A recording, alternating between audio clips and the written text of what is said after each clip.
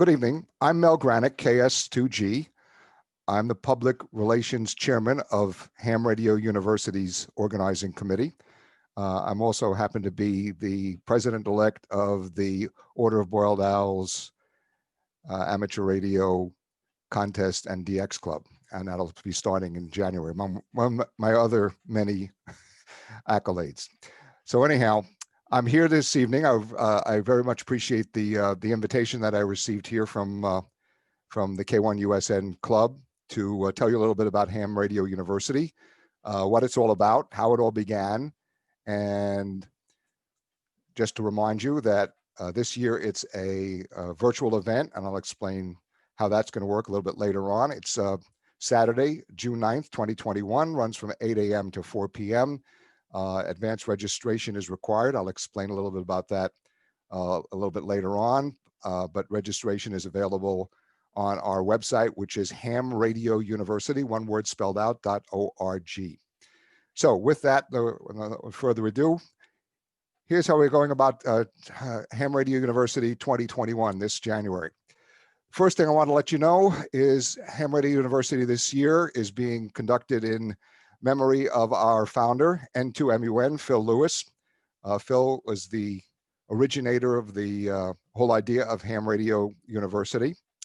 And unfortunately, he passed away suddenly this past March, just before the start of all the COVID-19 nonsense. The only good news about that was that we were able to attend Phil's funeral in person. So this is in memory of Phil Lewis, N2MUN, the originator of Ham Radio University.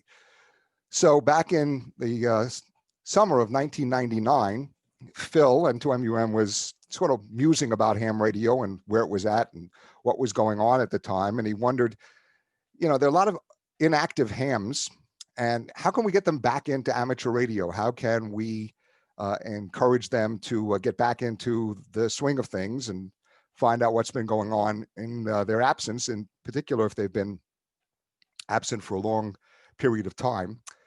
And concurrent with that is, what can we do to help the newbies? What can we do to help the new licensees? They get their ticket and they may or may not know what to do next.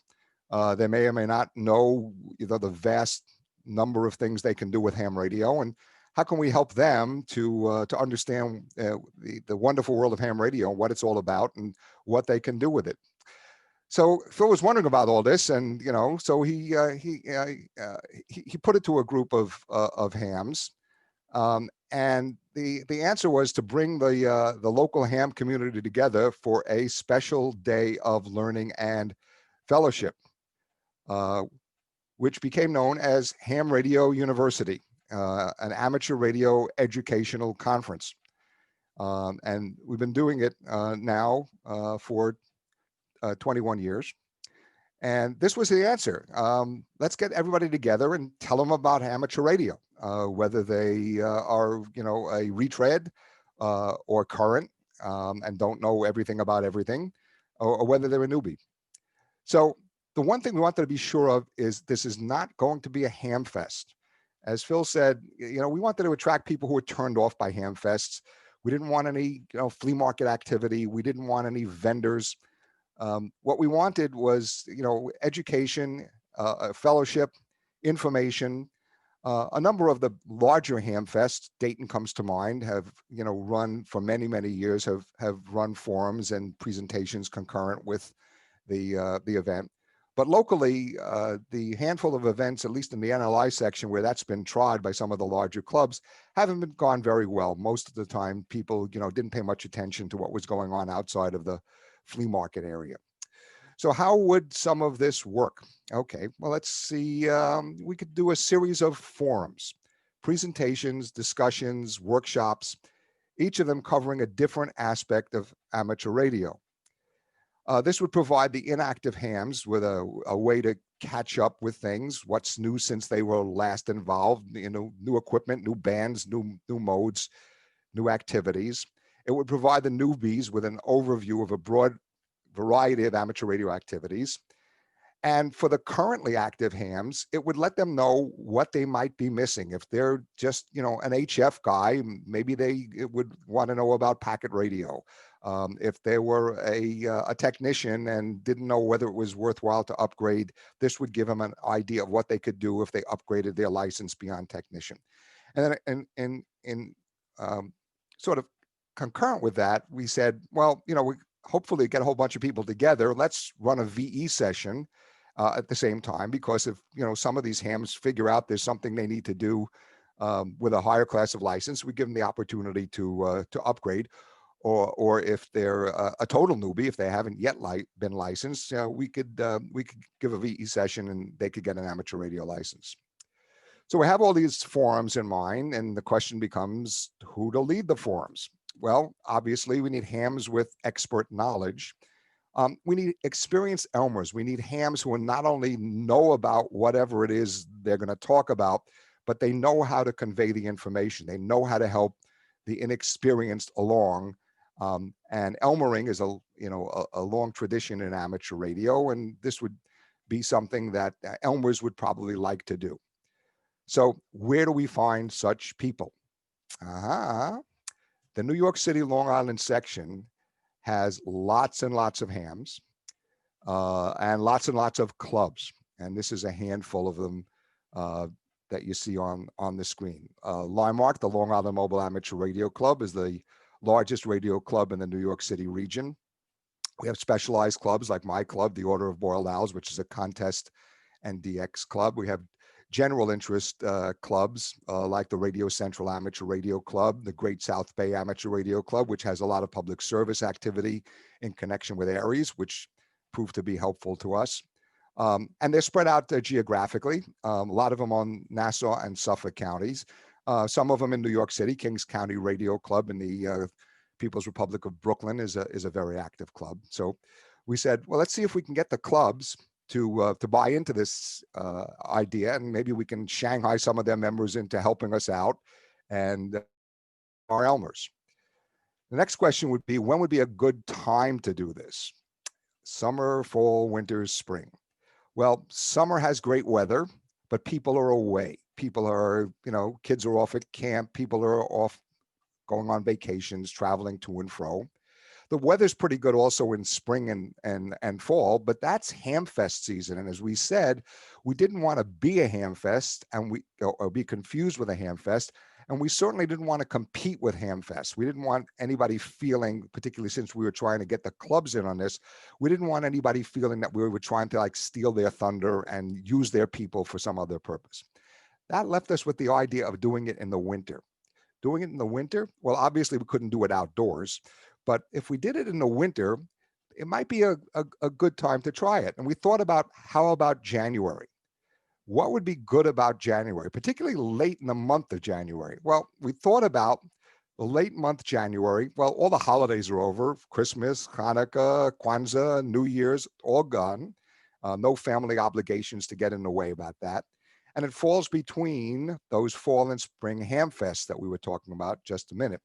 And also by, I don't know about you, by about late January, you've got this sort of cabin fever idea, and particularly for ham radio, a chance to get out and do something outside my house with ham radio rather than just be on the air. Of course, the downside is the potential of bad weather. January is the dead of winter. It can be cold, it can be snowy, it can be really nasty, but we settled on it anyway. We decided on late January as the best time to try to put this thing together. Then came the question of, okay, we're doing it in January. Where could we hold it? Right? We got this great idea. We want to do these forums, these lectures, these workshops, whatever. We need a facility to do them in. What kind of facility do we need? Well, we said it's an educational conference, and the perfect venue would be some kind of conference center. And, all the big hotels have conference center facilities. That would be a great idea. We could do it in a school if we could find one, which would have classrooms and, maybe an auditorium, and give us some idea about how we could do it there. The other question is, how big a venue did we need? We'd never done this before. We had no idea how many people would even show up. Was this going to be, like 25 people? Was it going to be 50? Was it going to be 100? We had no clue as to how much of an audience this thing would draw. And of course, you know, particularly with relationship to trying to do it at a conference center or a hotel or something, there was the cost, and it's ham radio. So of course, there's no money. This is an all volunteer operation. It was our idea. And, you know, there was only so much we individually, the half a dozen people or so, or even the clubs could chip in to fund this kind of thing. So it became a question of, you know, what could we afford as well as what did we need?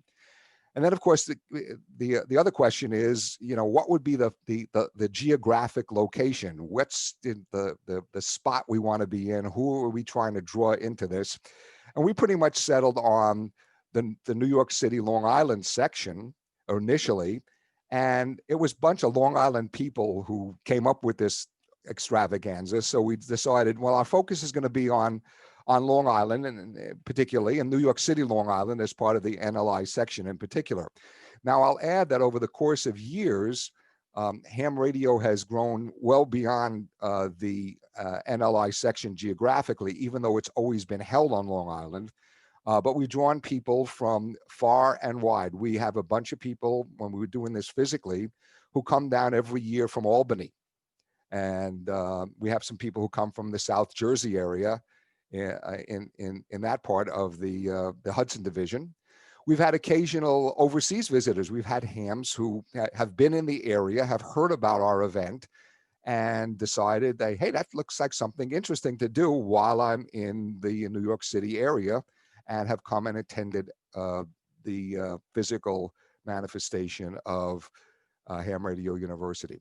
Okay, so we've got the idea, and now we need a venue.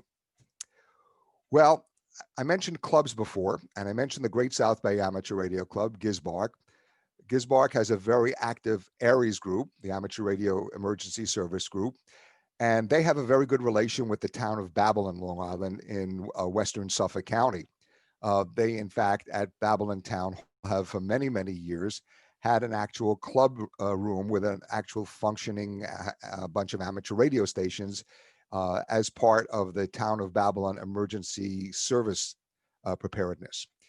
And they came up with how about the Town of Babylon Town Hall Annex?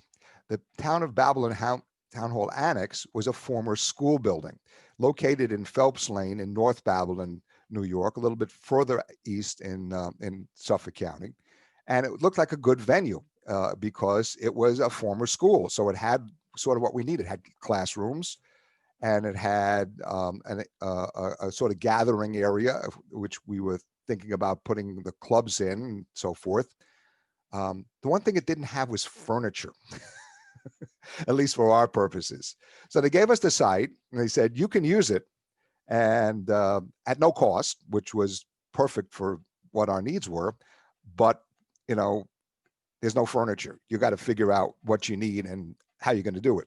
So that was one of the challenges that were presented to us in terms of getting tables and chairs and everything else that we needed to furnish the location that we were given relative to the needs that we wanted. The town helped us out with some of it, but there was a lot of lugging and hauling and so forth of tables and chairs and so forth to make the place usable for what we had in mind.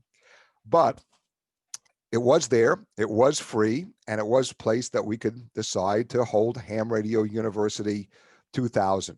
We put out publicity. We mailed a lot of flyers. We had the club spread the word through their newsletters.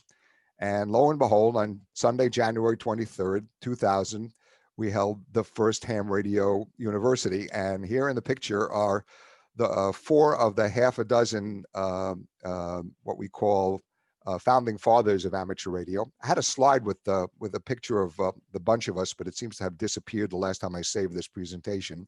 The left to right, Tom Karuba, who's on with us tonight, K2D, Phil, N2MUN, N2GA, George Tranos, and his wife, Diane Ortiz, K2DO. These are the core people at the welcome desk of the first year of Ham Radio University.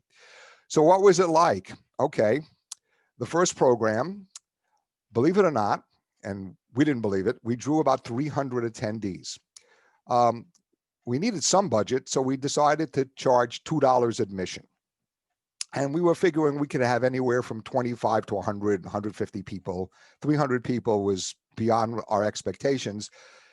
We charged $2 admission because that's what ham fairs were doing. And as an inducement to say, for $2, we'll give you free coffee and donuts. And need I tell you, that's always an inducement for anyone involved in amateur radio. When the dust cleared, 19 clubs helped out with the event. The Great South Bay Amateur Radio Club served as the nominal sponsor, coordinating a lot of the activities. For the 19th clubs, in addition to the glory of providing us with some of our forum presenters, they got to set up a display in what we call the club room. This was an area set up for each of the clubs to put up a table and put out their informational materials, have a representative of the club available. And again, bear in mind, part of what we were hoping to draw was, number one, people who were licensed but weren't currently active, and this would present the clubs with an opportunity to recruit some new members, and also the newbies, people who were recently licensed, might not yet be affiliated with a club, and therefore, again, an opportunity for the clubs to show their wares and possibly recruit some new members. In terms of how big we decided to make this, we settled on 15 forums over the course of a day. As it turned out, among the 300 people, we averaged about 35 attendees per forum. And we also had that VE session that I mentioned earlier, and we had actually 55 test takers. So Ham Radio University was attractive as an opportunity to take a VE session, and so at least 55 people came because, if for no other reason, they wanted to be at the VE session. Okay, these were the 15 subjects. If you have been around long enough and can think back far enough to 2000, this was the early days of license restructuring. It was very controversial, a lot of toing and froing about it, and a lot of people didn't understand exactly what was going on about it. So we decided one of the things we really needed to do was present a forum on license restructuring. And then again, as I said, we wanted to show the depth and breadth of amateur radio, new modes and so forth, like packet radio, old activities like contesting.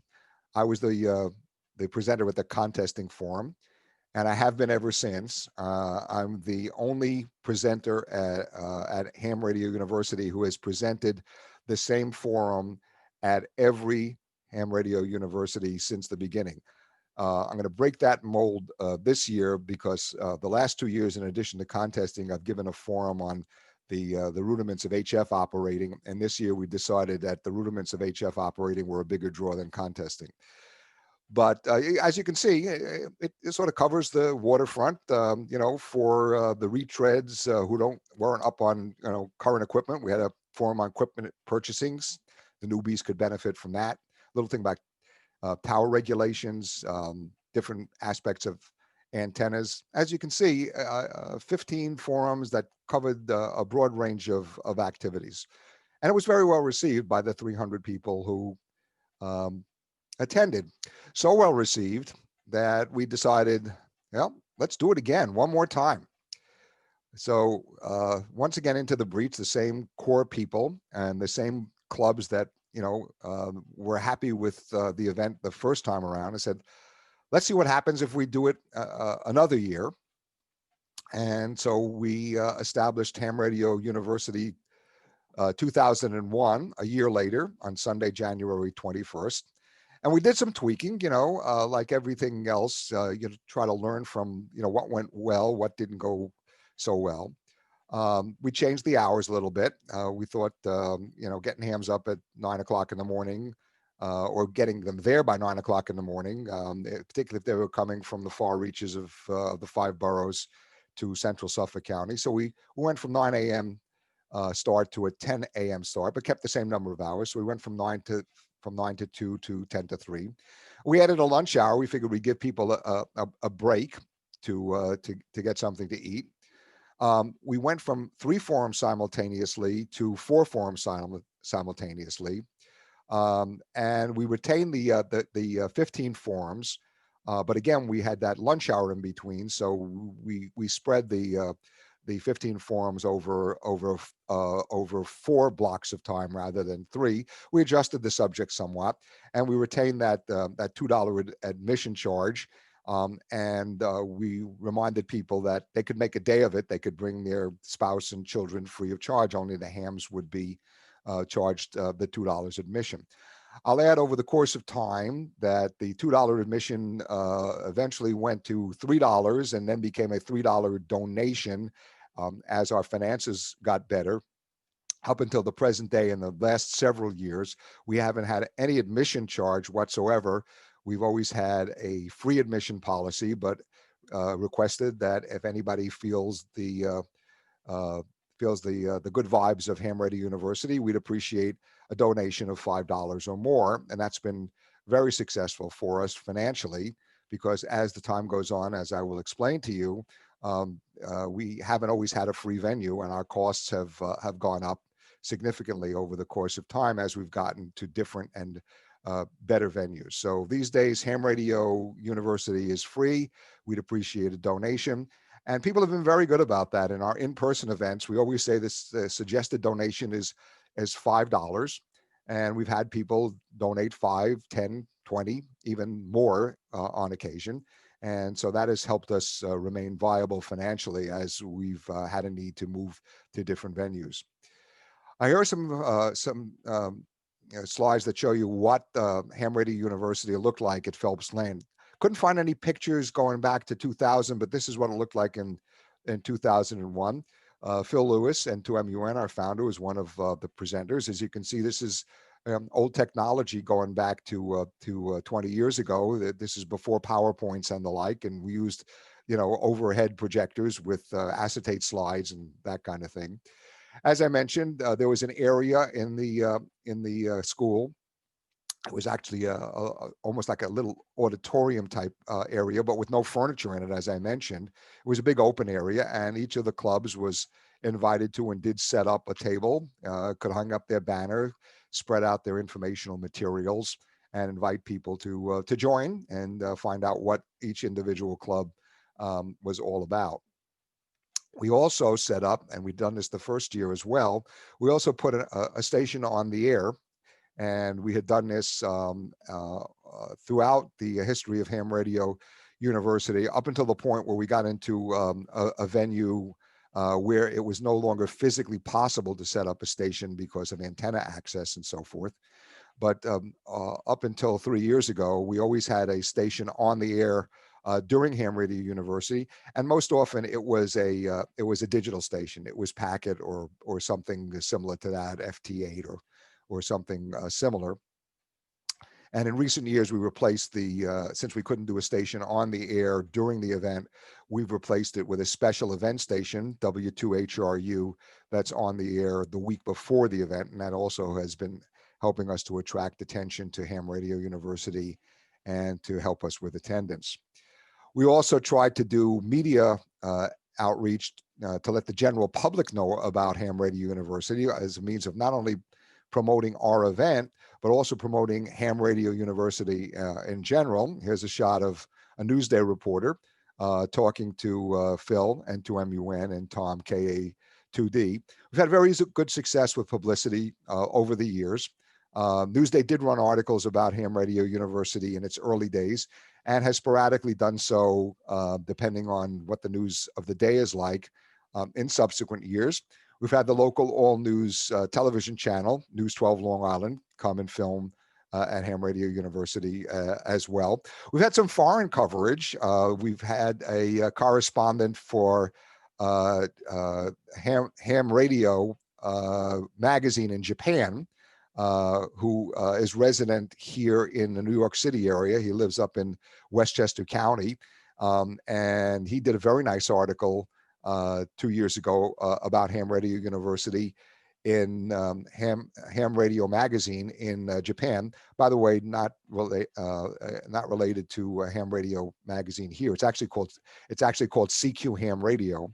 That's the big ham radio magazine in Japan. Not related to CQ Magazine here in the States. Very nice article, lots of pictures. Sent us a copy of the magazine so we could see it.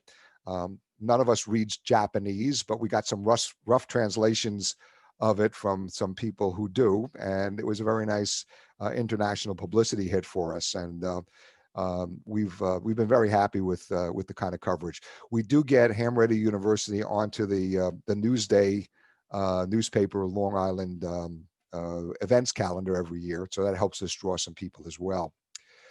So now we come to year 3, and we talked about January being a tricky month in terms of weather. And indeed, the weather did catch up with Ham Radio University in 2002. In the hours leading up to the start of the event, it was snowing pretty good. The snow eventually cleared up, as you can see in this picture, but we still carried on. We got a pretty good attendance. I don't remember the exact numbers, but we still got good attendance despite the snow. And Ham Radio University, which has been held in January every year since, has continued on despite the weather, notwithstanding we've had rain, we've had snow, we've had ice, and we have some very bitter cold, but we've always done Ham Radio University. Now, in 2002, the status of Ham Radio University changed a little bit also. It was officially designated as the ARRL New York City Long Island Section Convention. And since it was a convention, we decided we needed a keynote speaker.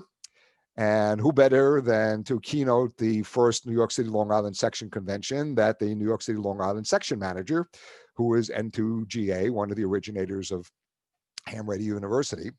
And we've tried to have a keynote speaker every year since. We expanded the hours, we eliminated the lunch hour, and we expanded the number of forums from 15 to 19. And as the years have gone by and the facilities we've been in have permitted, we've steadily increased the number of forums that we do. In 2003, we decided to change venues. Phelps Lane was nice. It was low and no cost, but logistically, it was a lot of work. As I said, there was no furniture in the building. We had to, bring tables and chairs in and out and so forth, and it got to be a big pain in the neck. It was also a little far out on Long Island for some people. And luckily for us, one of the local hams was on the building staff at the Eastwood School in Oyster Bay, New York. Eastwoods is a private elementary and middle school located on a former estate in Oyster Bay, New York. And we were graciously offered the opportunity to use the Eastwood School, and we did so starting in 2003.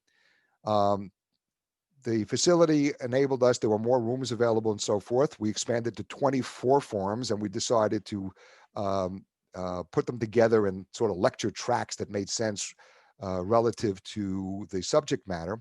We also got our first nationally known keynote speaker, Gordon West, WB6 NOA, excuse me.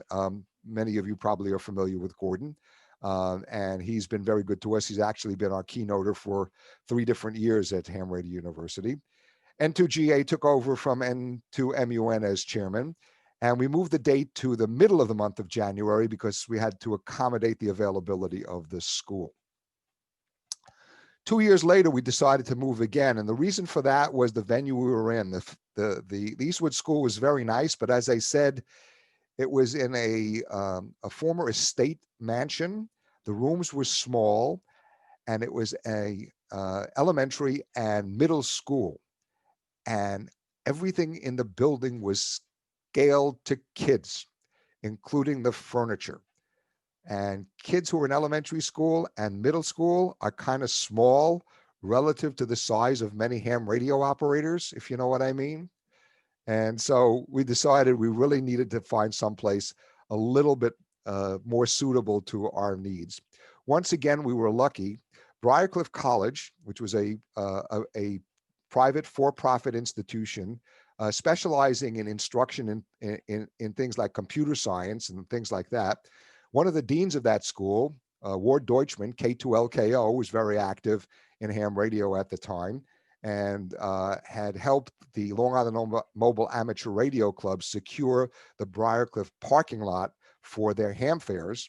And we talked to Ward and said, is there a way we could use the building? And through his intercession, we were able to start using the Briarcliffe College building, which you see here, which was very well suited to what we had in mind for Ham Radio University year to year. It was a much bigger venue. We expanded to 27 forums. We got a bigger name keynote speaker, Riley Hollingsworth, K4ZDH, who you probably know was the head of the FCC Enforcement Bureau for quite a few years.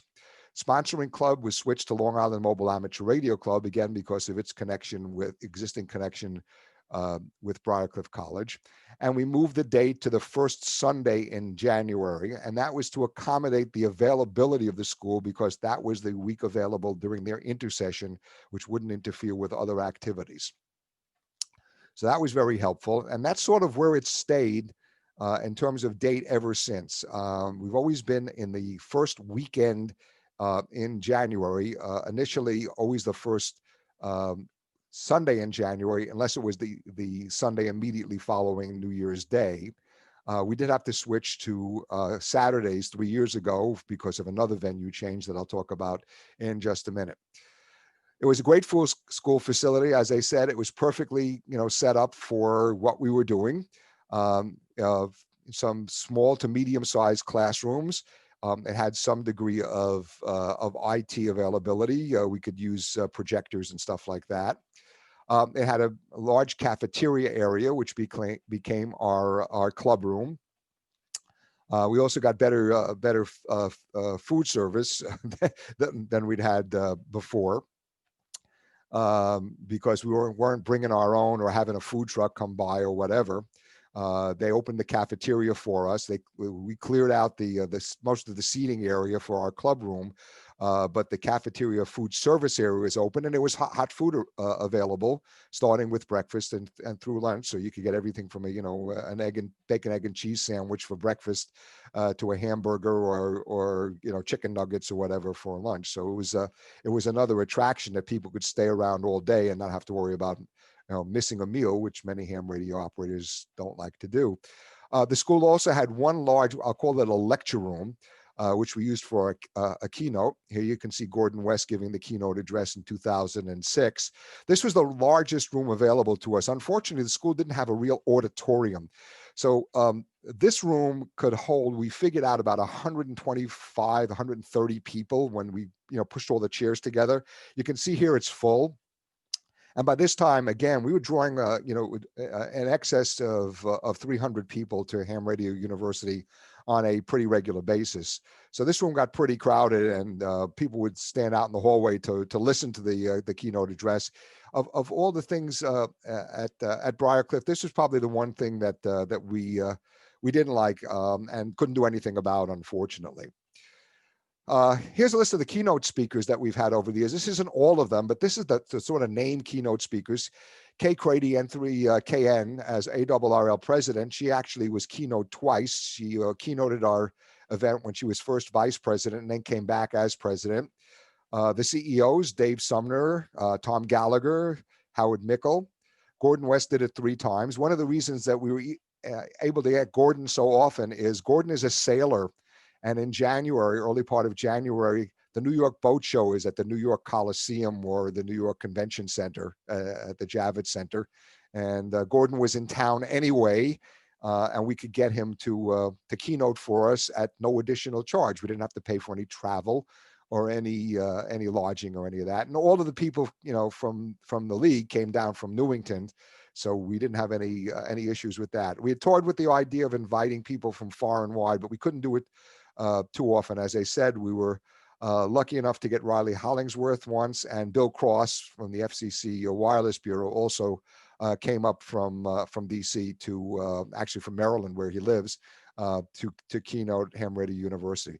We also had keynotes from our local officials, the section managers and the division directors. So we spent 13 wonderful years at Briarcliffe, very happy. A lot of people, including Tom, who's on with us tonight, thinks it's the it's his favorite venue, but we were there for 13 years, but things happen. Good things eventually come to an end. And in 2015, Briarcliffe College, which, as I said, was a private for-profit institution, was private but not making much of a profit, and announced that it was going to be closing at the end of 2018. So starting with Ham Radio University in 2016, we knew that we had only one, maybe 2 more years to use Briarcliffe College, and we started the hunt for a new facility immediately upon learning this news. Once again, Providence smiled upon the Ham Radio University organizing committee. One of the local hams who had been active and attended Ham Radio University had a connection with the manager of the student radio station at LIU Post. LIU Post is the new and current name of the CW Post College, some of you may have heard of, in Greenvale, New York. It's part of Long Island University. It's now known as LIU Post. And they have an on-campus, student-run, on-the-air FM radio station, WCWP.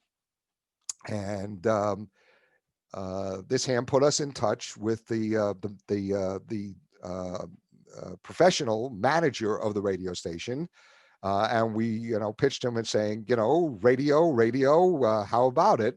LIU also had been the scene of some other radio-related activities in years past, and he liked the idea and put us in touch with the individual who handles renting out LIU's facilities to outside organizations for their use. And through the fact that we had this relationship with the WCWP student radio station, we were able to get use of the facility for, let's call it, a friends and family rate, which was significantly more by quite a bit than what we had been paying at Briarcliffe. At Briarcliffe, we were basically getting the facility for free. We were just paying sort of the extra costs of having the building open for us on a weekend. So things like security and building maintenance and snow clearing and things like that. LIU had a facility available for us that we liked. It was called the Hillwood Commons. It's the LIU Student Center. It's a multi-use building, and as you'll see in a minute, it's very well suited to what we're doing with Ham Radio University, but it was not free, and it was significantly more than the few $100s we were paying each year for the use at Briarcliffe. But we bit the bullet. We had enough of a residual budget from years past to think we could make it go the first year. We were unclear whether we would bring in enough attendees paying that $5 voluntary donation to cover the cost so that we could go on for further years, but we gave it a shot. And in the first year, we set up the facility in a way to meet us. Once again, there's a cafeteria area. We set up our club room outside the cafeteria. Their cafeteria was even better than the one at Briarcliffe.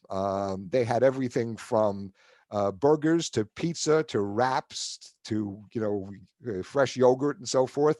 Remember, this is in a building where the student, it's a student activities building, student center, great cafeteria. In addition, they had a Starbucks, which the first year wasn't open for us, but after they heard we were coming back and how many people we could bring, they opened up for us.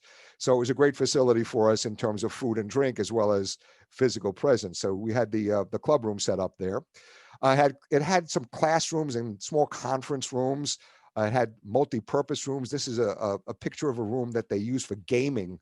And you can see this room, like all of the others that we used at this facility, was fully equipped with IT. There were big screen display LED displays in all of the rooms. And we got the use as part of the fee we were paying for the facility.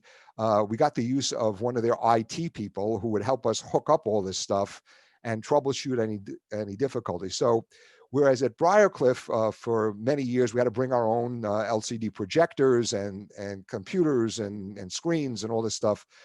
Here, all we had to do was bring our laptops and plug in. It also had building-wide Wi-Fi, which enabled us to do presentations live with web connections that some of our presenters wanted to do. It also had a large area called the fishbowl, which was even bigger. This is an area that was probably the size of that lecture room I mentioned to you at Briarcliffe. Depending on how you arrange the furniture, it could probably hold 150 people. This is a shot of it with Phil Lewis, N2MUN, giving his presentation at last year's Ham Radio University. This was the last HRU that Phil attended, and he unfortunately passed away about 2 months later. It also had a couple of other interesting rooms. It had a room called the End Zone. The End Zone was like a student Rathskeller, minus the alcoholic beverages. It had, it had a pool table. It had a piano, as you can see, for entertainment and so forth. But we made use of a lot of these rooms, and it was a very comfortable facility in the way we were able to manage our arrangements. And last but not least, LIU Post had a 300-seat movie theater. This is a theater that shows first and second run movies to students on a big screen. And as you can see, it has sort of auditorium style seating. And this became one of the great advantages of being at LIU Post, is that we were able to have our keynote address with basically everybody who wanted to attend could attend and get a seat. So now we come to this year. COVID-19 rears its ugly head, and there's no way we're going back to LIU or any place else for that matter. And we decided that we're going to have to go virtual. And we explored various opportunities, various activities, various softwares, including Zoom here. We came up with one that's similar to Zoom, but just a little bit different. It's called GoToWebinar. It's specifically structured to do presentations and interactive activity that's suitable to what we had in mind for Ham Radio University. So we're going to use this software called GoToWebinar. We had to cut back specifically on the number of forums. In the last couple of years at LIU Post, we've been running 30 forums over the course of a Saturday from about 8 in the morning till about 3 in the afternoon. We had a lot of rooms. We could run multiple tracks. We used to run 4 tracks of forums, and we were doing 30 presentations, including some hands-on workshops, things like building a little ground plane antenna out of a PL259, or how to do soldering, or demonstrations of test equipment and so forth. So the facility enabled us to do a lot of great things. But this year we didn't want to bite off more than we could chew, so we scaled back to 15 forums, and you see them here. What we did is we took the attendance from last year's 30 forums, and we picked the 15 that were the most popular in terms of they drew the most number of people. So you can see what we're going to have here. We're going to have a RRL forum, and an emergency communication forum, something on satellites, DXing and propagation, an antenna forum, the HF digital modes. A big draw last year was Raspberry Pi for amateur radio, an exploration of the VHF and above digital modes. As I said, I'm doing a forum on the basics of HF operating. This is geared particularly to technician class licenses who've done VHF, UHF repeaters and so forth, but have never been on the HF bands.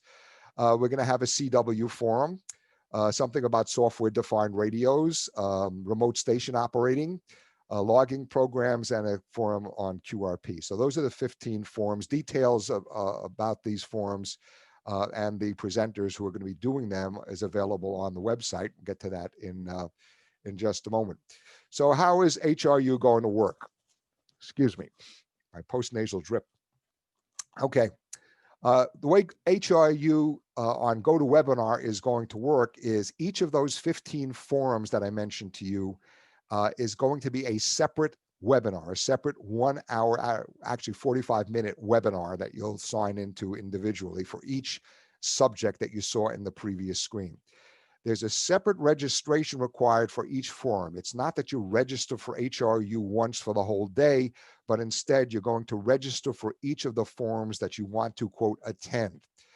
The forums, as I mentioned earlier, are running in 2 tracks. There's a forum room 1 and a forum room 2, and this is how they run concurrently. So there's a newcomers forum that starts at 8 o'clock. It runs by itself. At 9 o'clock, there's an ARRL forum in room 1. In room 2, at the same time, there's a digital forum about VHF and above. And this is how they spell out. When you go to the website, you'll see that they're listed on the website in this order. So you can figure out which forums are running and which one might be your preference at any particular time. Now, you can register for more than one forum, but you can only attend one at a time. So let's say, for the sake of argument, you registered for the DX and propagation forum and the software defined radios forum, and you start listening to or attending the DX and propagation forum, you decide, I really, I'm not getting what I want out of this. I wonder what it's like in the software defined radios forum.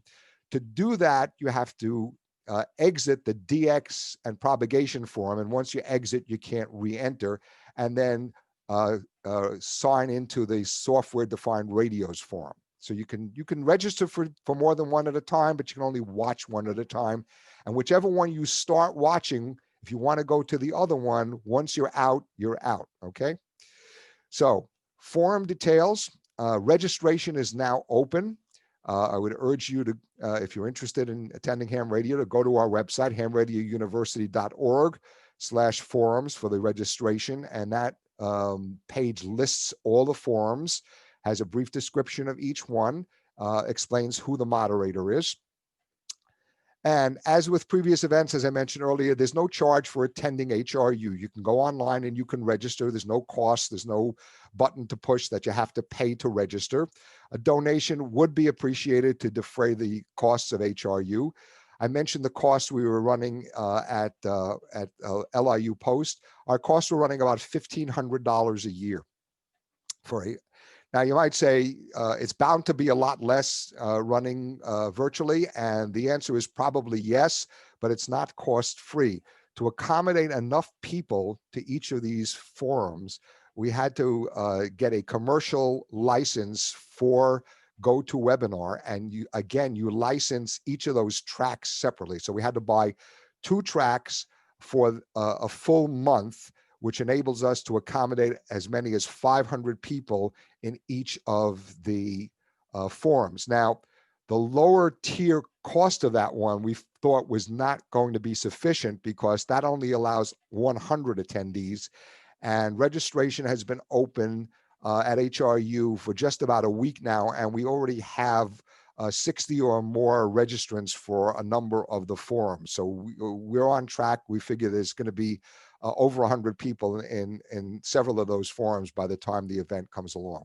So I'd urge you to go online, register for the forums. Donation would be appreciated. When you go on the website, you'll see a donate button, and we'd appreciate if you'd click on it. So 73, I hope to see you at Ham Radio University 2021. Again, it's Saturday, June 9th, 2021, 8 a.m. to 4 p.m. You don't have to stay for the whole day. You can register for 1 or 2 of the forums and come and go as you please. As far as my presentation here tonight, if you have any questions, I think we have some time to take some questions verbally. If you have any specific questions you'd like to send me, or would you like a copy of this deck, you can email me at my email address, ks2g@arrl.net. So that's it.